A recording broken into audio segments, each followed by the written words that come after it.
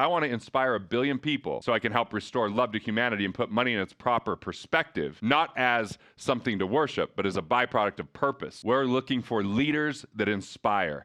That's what's going to get us through any rough economy.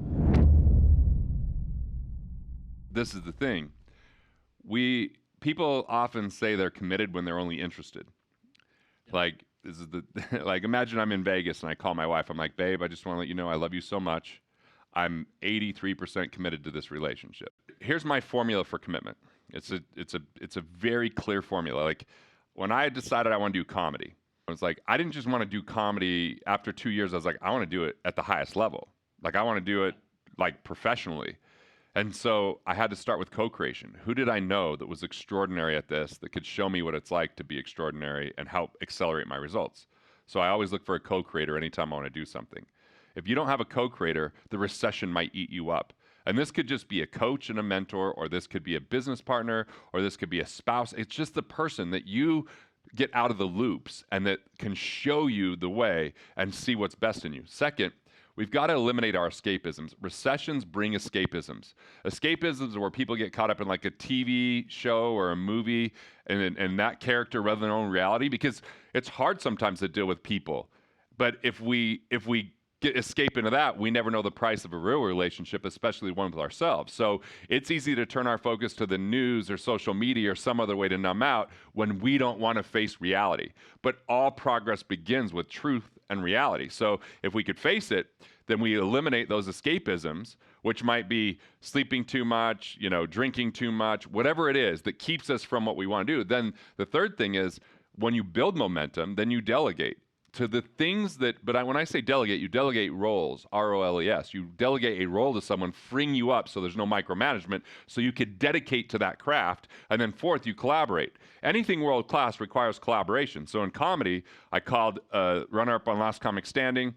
I had to deal with my escapisms because I wanted to just watch comedy rather than do comedy some of the time. As I was like, am I good enough to do this? And looking for evidence where I might not be good enough. And I was like, no, I'm going to set up a comedy club in my basement from 5 to 6 every day, 5 days a week. I'm doing comedy, whether it's on Zoom or whether people show up at my house, because I'm not going to go to comedy clubs and miss out on family time. And then I was like, all right, I got to delegate things. So I'm not going to do management and operations and Wealth Factory. I'm going to offload those things so I can dedicate to this craft. And then collaboration was bringing in Marty Callner, who won an Emmy with Seinfeld and did Steve Martin's first comedy special all the way to The Hall on Netflix that came out last year, that celebrated the Hall of Fame for comedy for the first time for Richard Pryor and for Robin Williams, who he did a bunch of his specials. So I got the world-class people through collaboration because I dedicated to the craft. So right now, if you feel stuck in this recession or potential recession or the shaky economy, what is it that brings out the best in who you are, that adds the most value in the world? And find that co-creator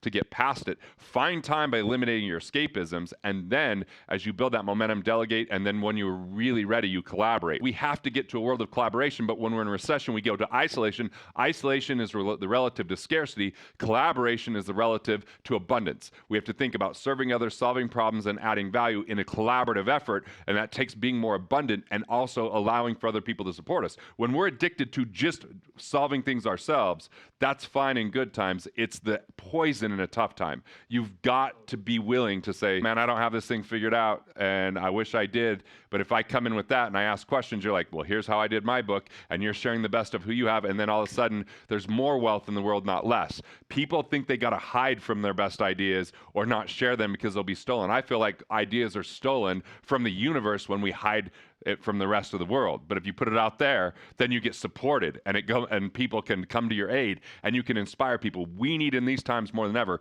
vision. Vision is the rarest commodity in the world. People that will create a vision that's so compelling, other people will rally behind them. And I think of vision like when the Wright brothers said, if birds can glide for long periods of time, we can too. And people are like, whoa, these guys are crazy, but I love it. I'd love to support something like that because I want to witness a miracle, because I want to be part of something great, because I want to have a story that's worthy of telling my friends and my kids and my posterity. But most people go, well, how much time do I have, how much money, and how much ability? These three limiting factors, time, money, ability, are only limitations when we do too much on our own.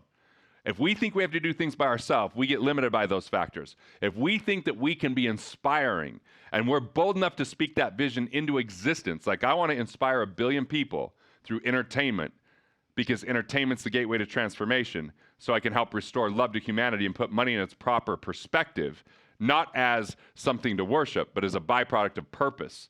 Well, that's something that I'm up to in the world of entertaining to educate, right?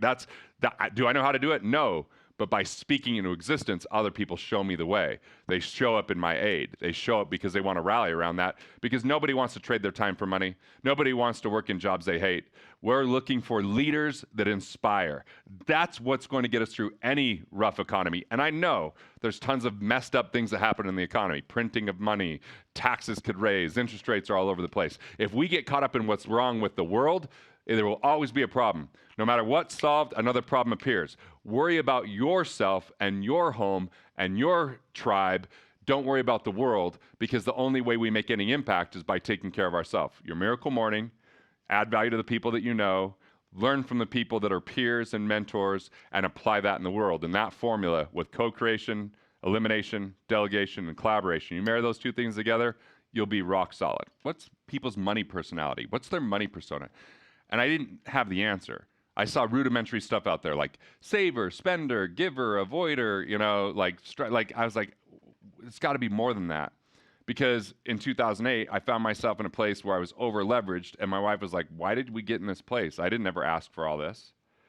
And I was like, man, I didn't utilize her skill set as someone that is a planner, because I was basically a creator, and a creator without a planner can get off the rails pretty quick. And so I was like, wait, I've always looked at it as I'm the gas, she's the brakes, but the reality is I'm the gas and she's the steering wheel.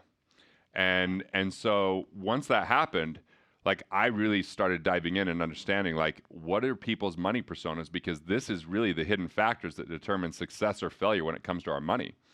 And it took a long time just to research. So I started writing the book just over 7 years ago, once I had the basic idea of the pitfalls. But then it took me a couple of years to say, well, what are the winning sides? What are the good pieces of that? And I wrote the words in this book. There was no ghostwriter. I mean, I had amazing editors and a brilliant team that way. But and it took me writing and rewriting. And the reason I wrote it is because our relationship to money is really a reflection of the relationship to ourselves. And if we don't heal that relationship, understand that relationship, then we're going to be chasing money at the expense of life forevermore. Either scared and holding on to it, playing not to lose, or running from something or running somewhere at the expense of today, playing to win.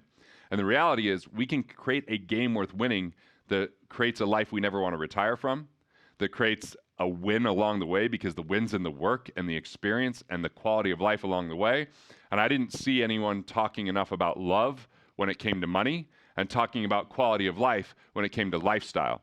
And so if we could understand money and have the right frameworks, then we can have an understanding of ourselves and stop chasing love by earning more, and start having the earning be because we already have love in our life, and the byproduct is we add more value in the world, and it flips everything upside down. So it was, to me, this is my seminal work. I will spend 20 years putting this in people's hands, inspired by the great Hal Elrod, putting however many years it takes to get Miracle Morning in every household. Like, this is the book that I'm putting that level of commitment in.